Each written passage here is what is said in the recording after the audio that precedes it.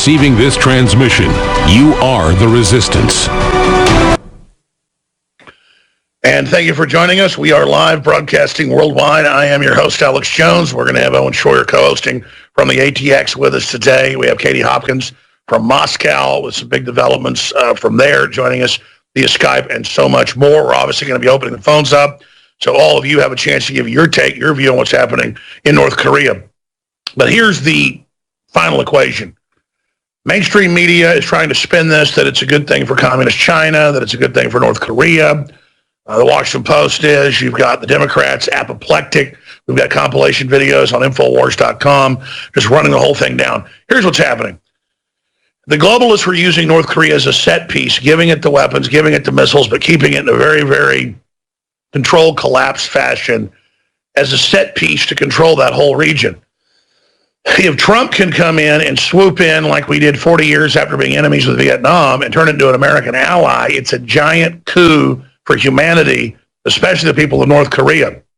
Kim Jong-un is a third-generation dictator, and they have committed unbelievable communist crimes against their people. But it was our CIA in 49 that put Mao in. It was the leftists of the Ford Foundation, this is all declassified, that made MacArthur stand down in 53 and not take out the 3 million Chinese troops that had come in to supplement the millions that have already come in. And so this has all been part of a UN action since then, 60-plus years ago, July 27th, 1953. We do the math, 60-plus years ago. And so Trump's coming in and saying, listen, you're the land between two lands. South Korea, with the highest GDP for any one nation in the world per capita, with China, with the third largest GDP in the world per total numbers, or I guess second, because it would be U.S., China, and then for total GDPs, it would then look like something like the EU. But for individual nations, South Korea has the largest GDP in the world. And they've got a $12.3 billion GDP in North Korea and a $1.4 trillion GDP, 113 times bigger and that's according to the IMF and World Bank, in South Korea. So they have 113 times bigger. So Trump comes in and is trying to cut North Korea out from communist China and out from the globalists that have used it for strategic tension, and is simply saying, listen, the best way for you to empower your people and let them eat meat and let them have a high-calorie diet, and for an American, people make jokes about that. Most North Koreans have never had meat. Might have had fish. I mean, that's how enslaved they are.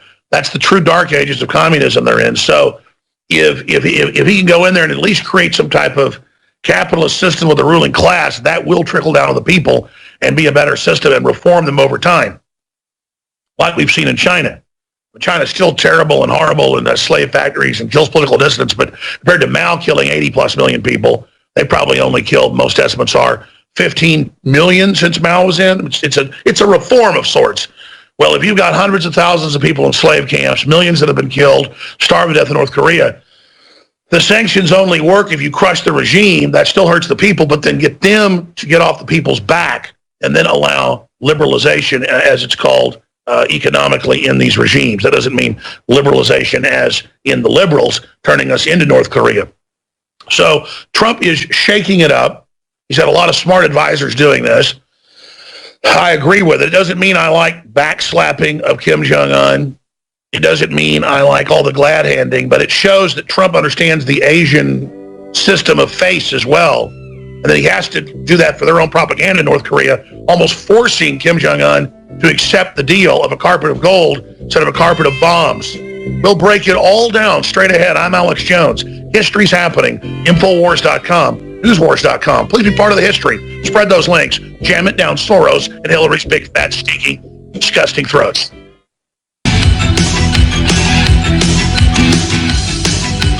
Welcome, ladies and gentlemen. Thank you so much for joining us. Here is President Trump going to shake hands with the North Korean hereditary dictator, Kim Jong-un. This is just yesterday.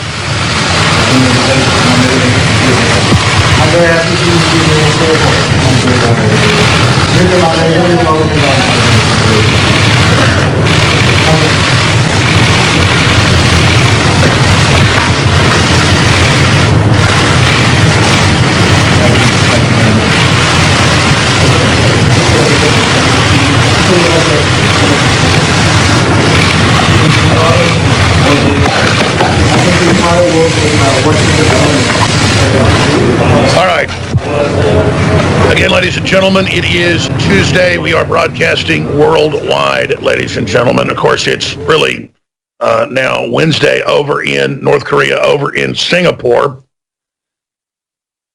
Let's look at the calculus of what's happened here. Trump has said he wants planetary victory. He wants free market, truly open societies that aren't run by the globalists, that aren't anti-human, that aren't anti-family, that aren't based in an austerity plan to create neo-feudalistic fascism in the globalist-owned terms. The ultimate example of neo-feudalistic authoritarianism is North Korea. Third generation hereditary dictator, the land between South Korea and North Korea.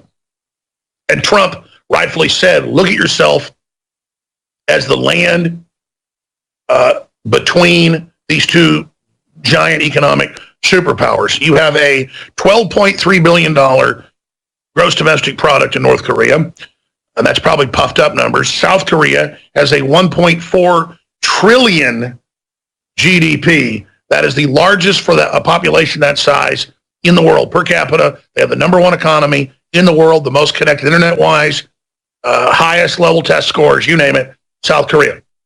Now, you have the genetically identical people to the north and geographically almost the same amount of land, and they can't produce one automobile or tie their shoelaces because that's communism. Something that all these kids with skinny jeans and smartphones that don't want to have a job and their little, sailor outfits and stuff that, make fun of Infowars can hardly talk, but they want to live under communism or socialism. And they like Bernie Sanders, who likes, he likes $100,000 Audis and $1 million houses and $1 million vacation homes, but you dirty Americans don't have it. So Trump goes in there and he rightfully shows him a video. In fact, I sent that video to you guys. If you haven't been, we can roll it in the background for him. He just shows them a real estate development video from Miami and how they took real areas a decade ago and built them up outside Miami. And the media said, well, that wasn't even North Korea. That's Miami. The point is it's how they can develop things very quickly. And the fastest thing North Korea can do versus raw material, they've already been selling to China and others, is, and Russia, is become a big tourist attraction. Open up. They got great beaches. They got great land. End all the tyranny. And you're talking in 5 years, you could already have 6 or 7 big resorts building like Cancun did. You name it. People want to go somewhere new. They want to go check out North Korea if it wasn't so authoritarian. And so that's what Trump's telling him. Now, again, China wants to keep them poor. They want to keep North Korea, period, under their control. China has had more than 20 wars with Korea. China absolutely hates Korea. Korea has always been nothing but problems for China for 2,000 years.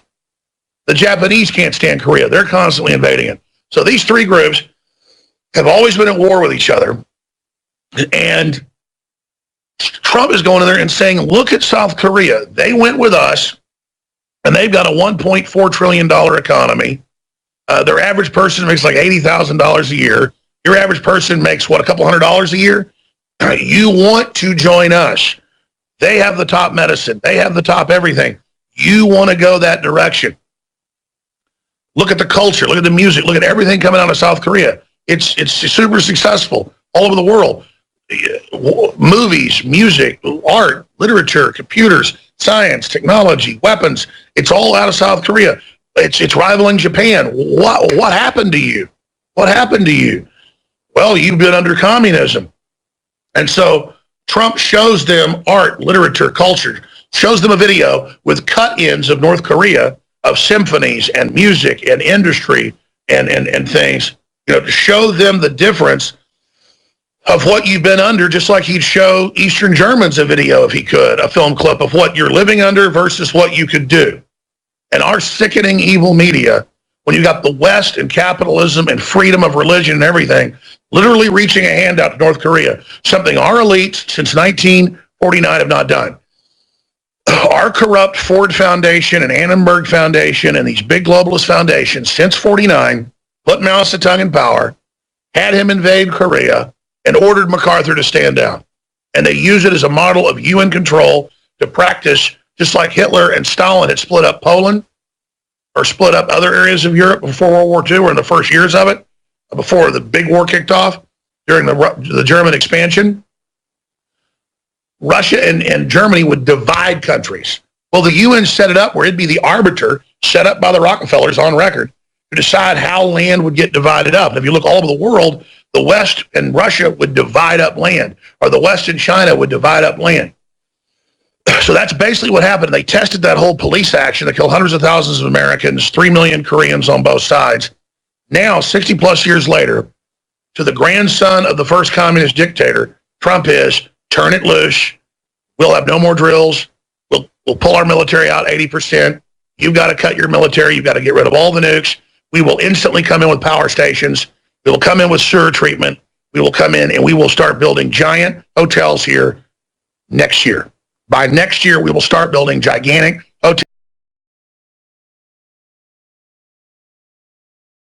It will be a gold rush into your country, the likes of which you've never seen, guaranteed. Just put down all the communist flags, stop it, stop starving people to death so you get to be powerful and lord over them, stop being devil worshippers.